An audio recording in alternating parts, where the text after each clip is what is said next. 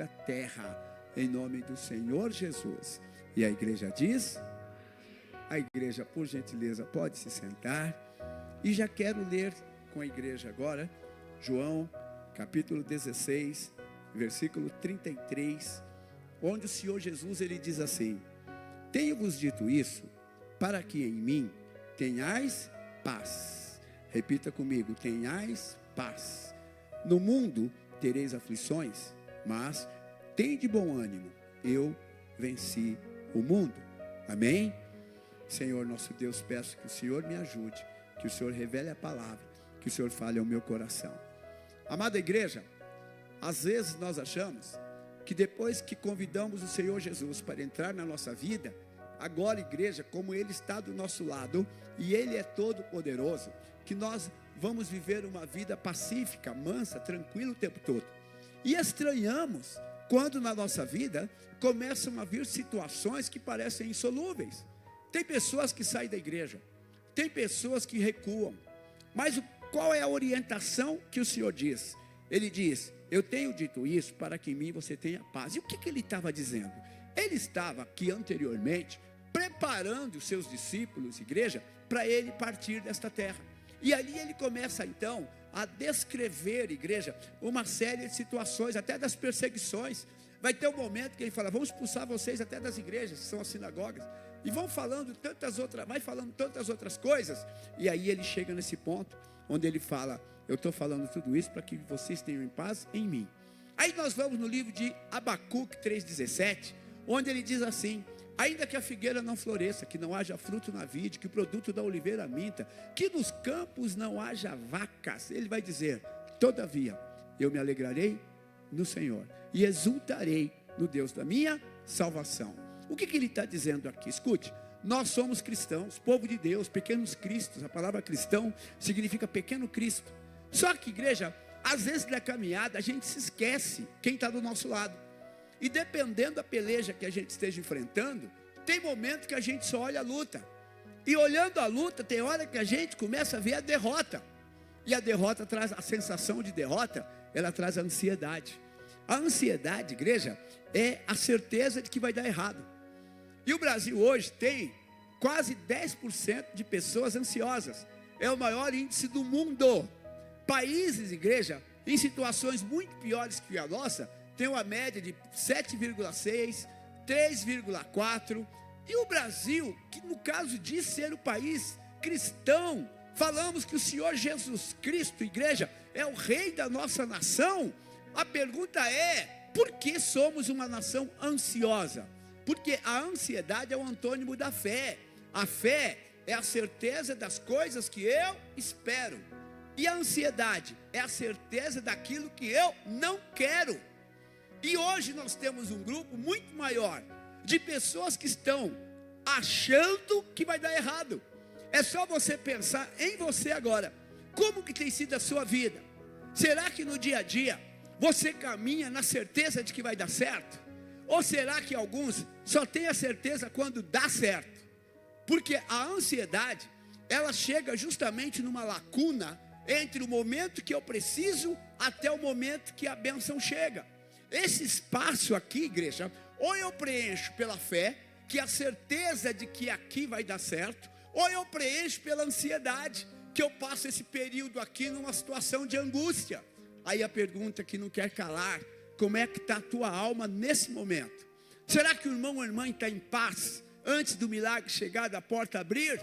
Ou será que está vivendo, igreja, um dia mais ansioso que o outro? Aí na hora que a bênção vem, que a cura chega, que a porta abre, naquele momento, igreja, aquela exultação, aquela alegria. Mas por quê? Porque viu. Só que o Senhor diz, igreja, que o meu justo, diz o Senhor, viverá pela fé. É andar sem ver. Fé é andar crendo.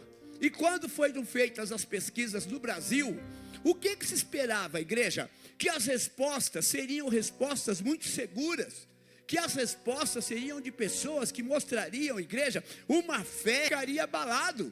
Mas o curioso, países não cristãos estão menos ansiosos do que nós.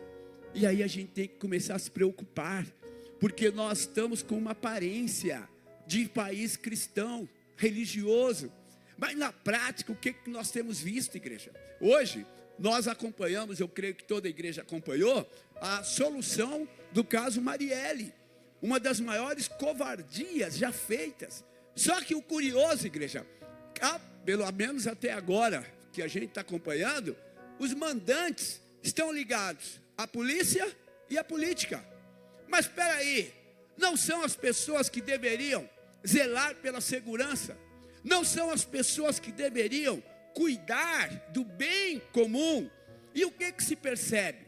Na verdade, nós vamos, igreja, nos assustando quando vemos que pessoas que deveriam ser representantes nossos, tivemos não faz muito tempo um período político, onde 2 candidatos polarizaram, igreja, as eleições, e de repente vimos dentro das igrejas, pessoas, igreja, falando em Cristo, mas se posicionando de um lado ou do outro.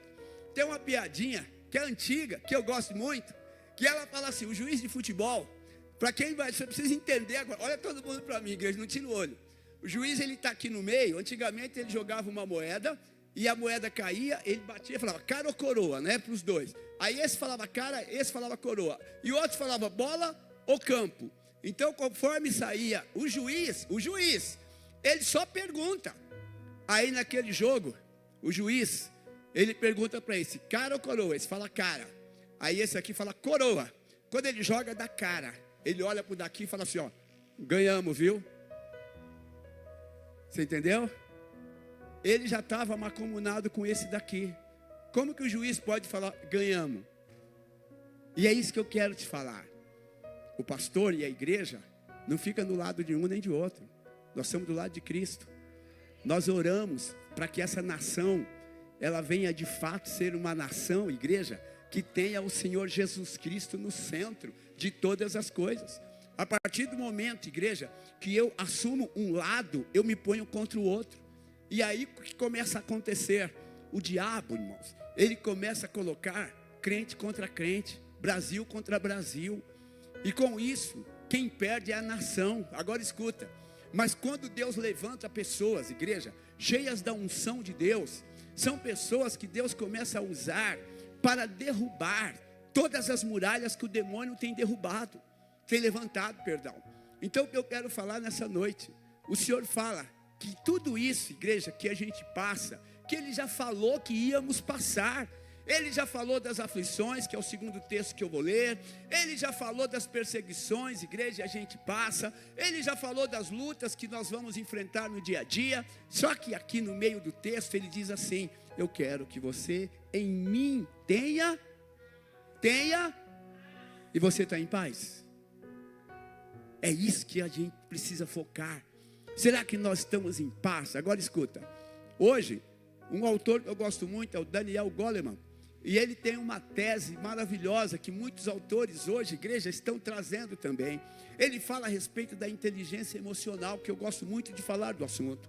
E a inteligência emocional é a racionalização do sentimento. Ou seja, equilíbrio total. O que se espera do crente é que ele tenha equilíbrio. O Senhor Jesus Cristo, ele impacta todos os psiquiatras. Um deles, Dr. Marco Polo, igreja, que tem muito livro escrito, que é um psiquiatra que não é cristão. Entendeu? E esse psiquiatra que não é cristão, ele ficou tão impactado porque ele analisou a personalidade de Cristo. E o que ele descobriu estudando a personalidade de Cristo? Igreja, um equilíbrio que nenhum ser humano tem. E hoje, as faculdades, igreja, seculares, hoje a média na internet, às vezes numa aula, 4 mil, 5 mil, chega até quase 1 milhão de alunos assistindo para entender, igreja, a mente de Cristo. Como que ele conseguia, como que ele fazia. Mas nós cristãos, muitas vezes, estamos olhando apenas na mão do Senhor. O que ele tem para me dar? Só que o Senhor quer nos ensinar, igreja, não ficar apenas na dependência do que Ele pode dar, mas que a gente também aprenda a construir e a conquistar. O Senhor quer que eu e você aprendamos com Ele, igreja, a conquistar. E para conquistar, nós temos que aprender a guerrear, a lutar. E guerrear não é um bater no outro. Guerrear, irmãos, é nós termos a persistência, igreja, de lutar pelos nossos objetivos e aprender a ouvir não. Vai ter muitas vezes que vai ser não, a porta não vai abrir, a bênção não vai chegar, e nós temos que continuar na mesma perseverança.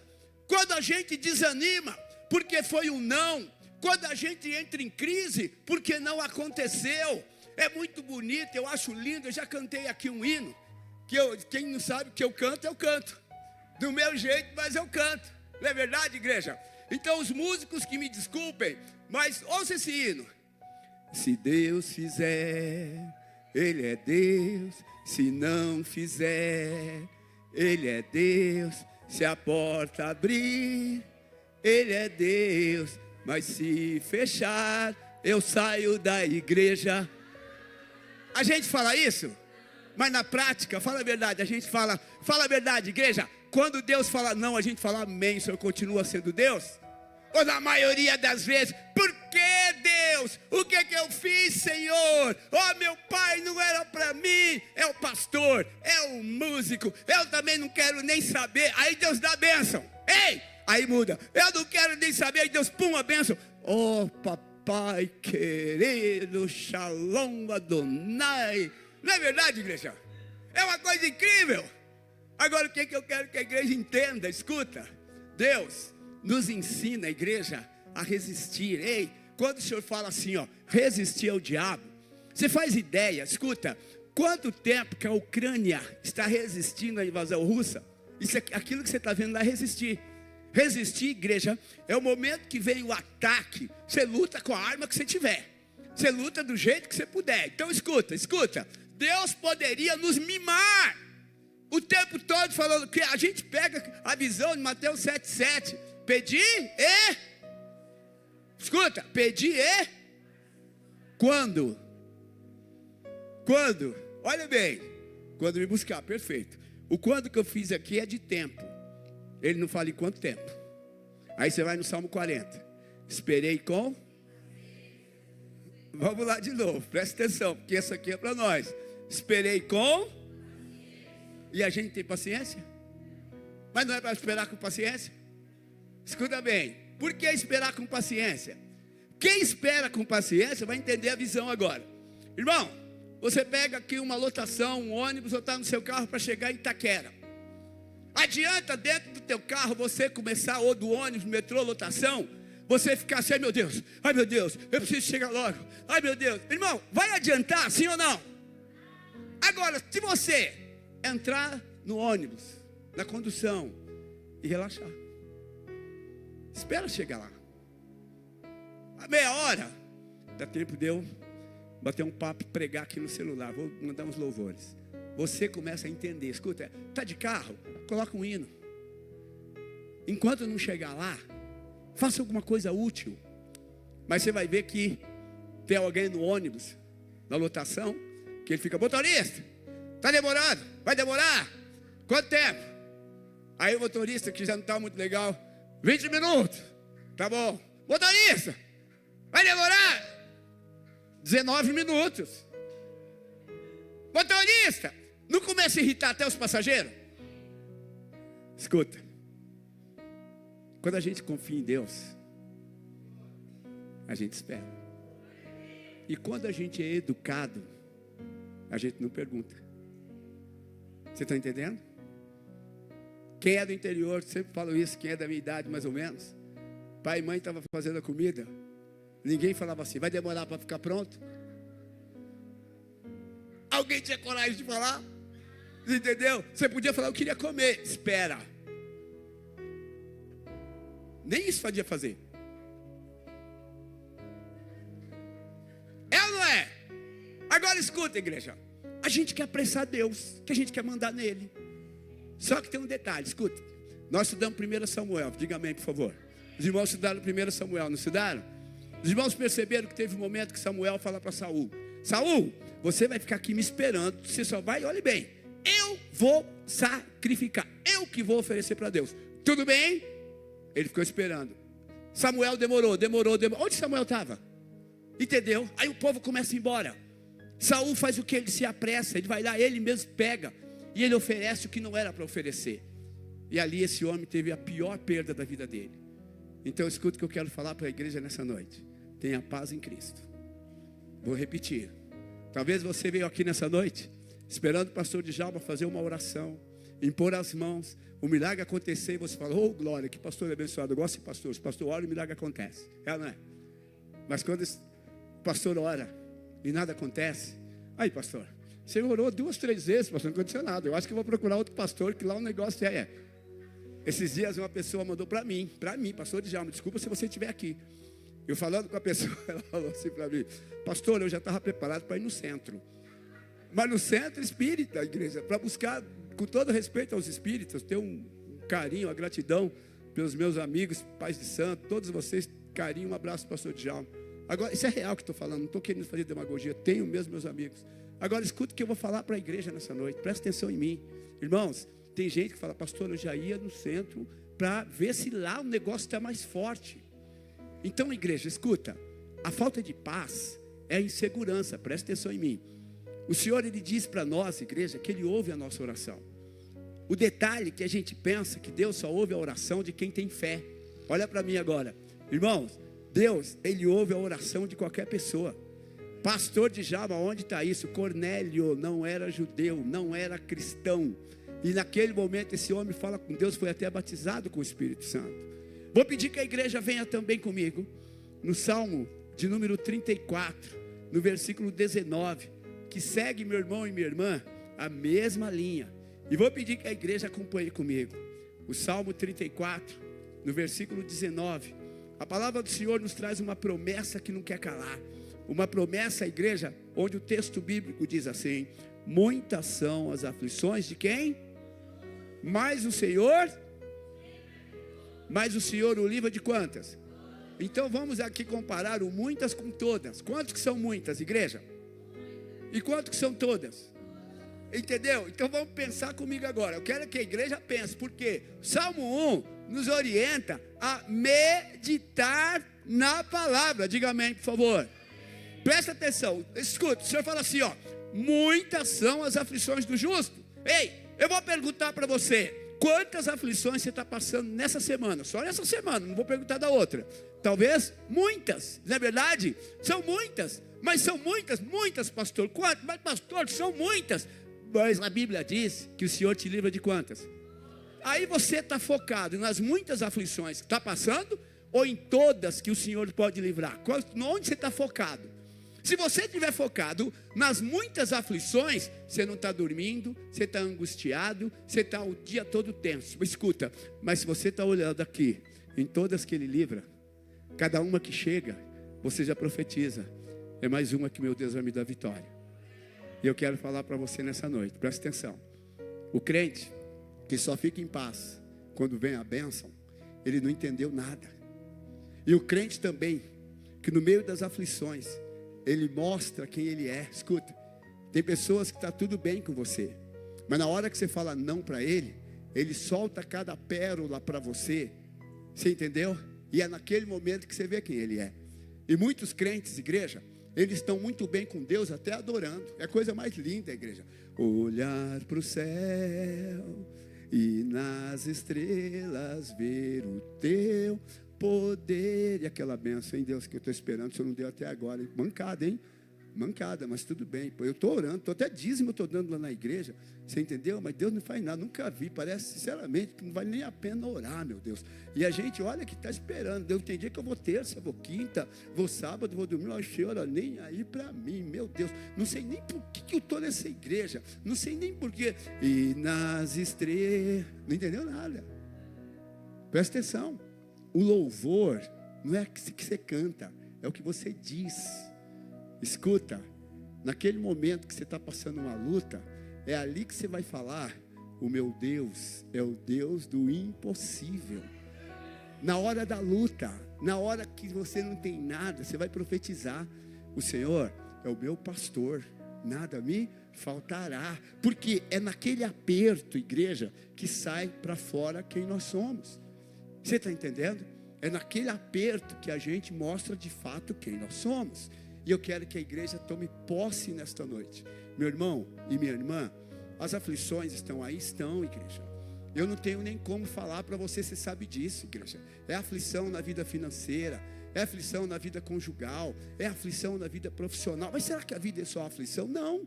Só que Deus nos ensina uma estratégia, igreja, de sobrevivência. No meio da aflição, você precisa ter paz. Está dando para entender? No meio da aflição, você precisa ter paz. Isso que é o mais difícil. No meio da aflição, você precisa ter paz. É difícil? É. Mas é isso que muda, igreja, completamente a nossa vida cristã.